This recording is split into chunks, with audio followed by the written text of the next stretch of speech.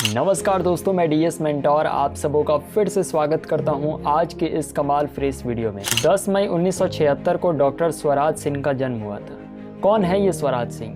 ये agriculture chemistry and soil science में PhD किए हुए हैं और इन्होंने safe and secure online marketing में डायमंड लेवल को भी अचीव किया हुआ है। और पीएचडी से डायमंड बनने तक की कहानी इस वीडियो में हम जानेंगे डीएस मेंटोर की जुबानी।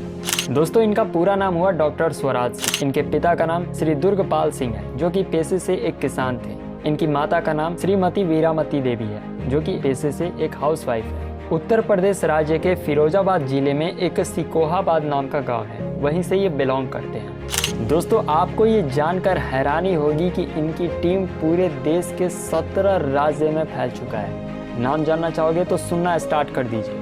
उत्तर प्रदेश, उत्तराखंड, हिमाचल प्रदेश, पंजाब, हरियाणा, दिल्ली एनसीआर, राजस्थान, गुजरात, मध्य प्रदेश, छत्तीसगढ़, बिहार, झारखंड, वेस्ट बंगाल, महाराष्ट्र, तेलंगाना, आंध्र प्रदेश और गोवा। इन 17 राज्यों में इनकी टीम धीरे धीरे फैल रही है। अब आप इसी बात से अंदाजा लगा सकते हैं कि इनकी टीम के लीडर्स कितने मजबूत हैं कि वो इतनी तेजी से पूरे देश में फैल रहे हैं और सेफ शॉप का नाम रोशन कर रहे हैं। पर्सनैलिटी इनकी किस तरीके से डेवलप हुई आप इस स्क्रीन पर देख ही सकते हैं। इनका कहना है कि हम जब बिजनेस प्लान किसी को बताते हैं तो उनको ये दिखाई नहीं देता है कि उनका किस तरीके से बिजनेस में पर्सनैलिटी डेवलपमेंट होगा। उन्हें सिर्फ ये दिखता है कि सामान महंगा है या फिर काम करना है, टीम बनानी है, यही सब दिखता है। जब वो काम करते हैं, जब वो काम में लग जाते हैं, जब वो इस काम में मग्न हो जाते हैं, तब उन्हें पता चलता है कि उनका किस तरीके से विकास हो रहा है। आप स्क्रीन पर देख लीजिए, इन्होंने कभी ये नहीं सोचा था कि ये भी उस मुकाम पर चले जाएंगे जिसका इन्होंने आज तक सपना भी नहीं देखा था। और बाद में इन्होंने धीरे धीरे काम करना स्टार्ट किया, धीरे धीरे अपने आप को डेवलप करना स्टार्ट किया। और इनका कहना है कि बहुत सारे मार्केट में फर्टिलाइज़र बेचने वाले हैं, उनकी ज़िंदगी कैसी है और सेफ शॉप के लीडर की ज़िंदगी कैसी है, ये खुद अपनी आंखों से हम देख रहे हैं। तो हम किसे बेटर मानेंगे, हम किसे अच्छा कहेंगे?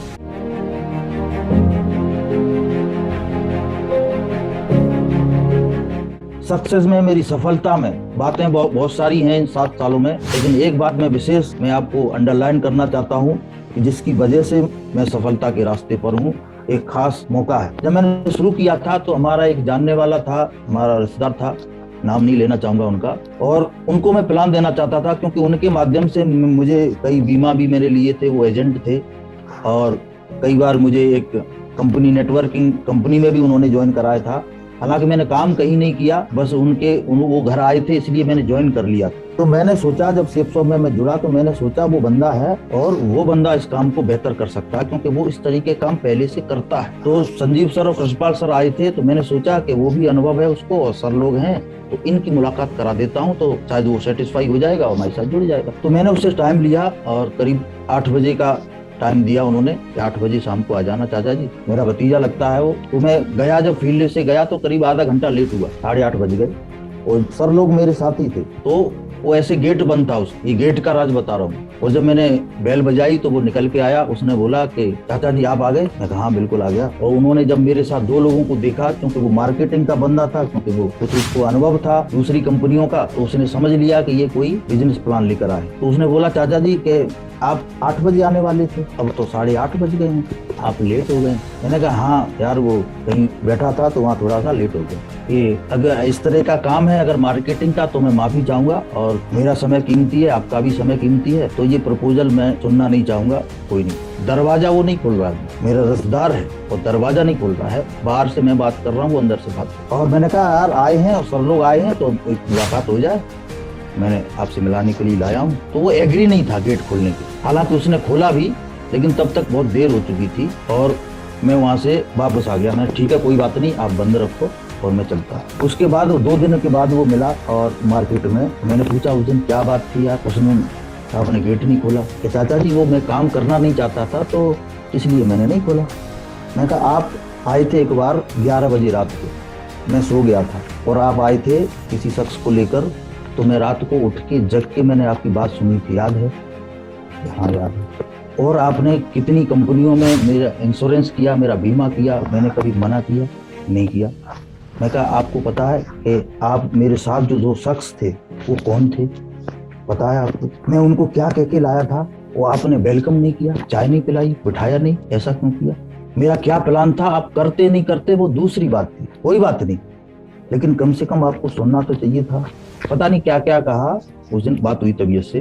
वो जो वाकया हुआ दोस्त, मैं बताना चाहूंगा कि वो वाकया मेरी सफलता का नींव की ईंट बनी। उस वजह से मैंने मुट्ठी बांधी कि जिस शख्स ने इस तरीके के विचार रखे ना, इस शख्स को मैं बताऊंगा सेफ शॉप की ताकत क्या है, जिस हमारे ग्रेट लीडर्स को उन्होंने वापस किया वो शख्सियत क्या है। मैंने मुट्ठी बांधी और सिस्टम को फॉलो करने का मैंने फैसला किया।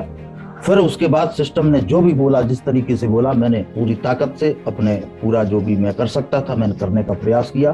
क्योंकि अब ये सिर्फ ऐसा नहीं था कि सेफ शॉप काम था, मेरी जिंदगी का लक्ष्य बन गया।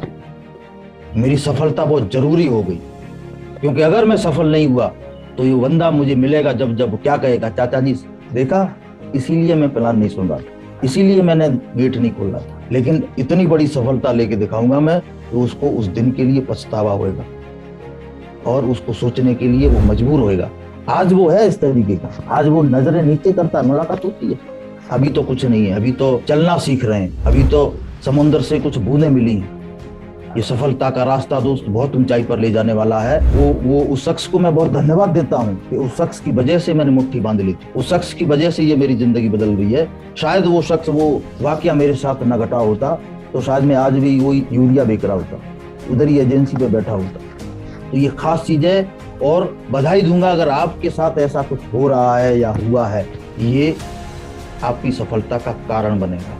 इसको छोड़ना नहीं है, बहुत कीमती अनुभव होता है जो आपके अंदर से एक्साइटमेंट, आपका जोश निकालता है, आप अपनी सी पे आ जाते हो। आप जब मुट्ठी बांध लेते हो तो कोई भी बड़ी सफलता कोई भी रुक नहीं सकती। इस दुनिया में कुछ भी असंभव नहीं है, सब इंसानों ने किया है। ये डायमंड जो हम बनने जा रहे हैं, ऐसा नहीं कि हम बनने जा रहे हैं, हमसे पहले हजारों लोग उस मुकाम पे पहुंचे हैं, हम क्यों नहीं पहुंचेंगे।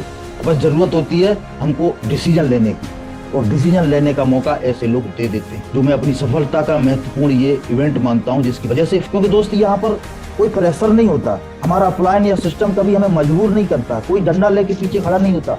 यही कुछ बातें थी जो दोस्त मैं आपसे शेयर करना चाहता था। मैं यही मैसेज देना चाहूंगा अंत में कि दोस्त मौका मिला है, मौका मिला है। अगर आपके अंदर चिंगारी है, अगर आप बड़ी सफलता चाहते हैं, अगर इस जीवन को यादगार बनाना चाहते हैं, तो छोड़ना नहीं, छोड़ना नहीं। सिस्टम को फॉलो कर जाना, अपने आप पे नजर रखना कि क्या मैं जो कर रहा हूं क्या वो सफलता दिलाएगा। ऐसी चीजों को हमेशा फोकस रखना, आपकी सफलता सुनिश्चित है।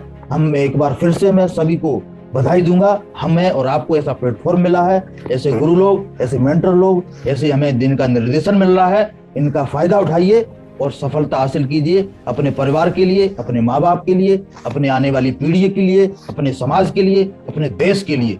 ये मौका मिला है, छोड़ना नहीं। आपको अपनी सफलता की जिम्मेदारी लेनी पड़ेगी। इसके लिए अगर आप तैयार हैं तो स्टाम्प लाइए, मैं भी लिख के दे सकता हूं। आपकी सफलता कोई रोक नहीं सकता। ईश्वर की ताकत आपके साथ रहेगी, आपके वो सारे सपने साकार होंगे जो भी आप चाहते हैं अपने लिए। इन्हीं शब्दों के साथ मैं अपनी वाणी को विराम देना चाहूंगा। बहुत बहुत धन्यवाद सभी का, बहुत बहुत धन्यवाद। थैंक यू डॉक्टर साहब, बहुत बहुत शुक्रिया आपका। मैं चाहता हूँ डॉक्टर साहब के लिए बहुत जोरदार तालियां हो।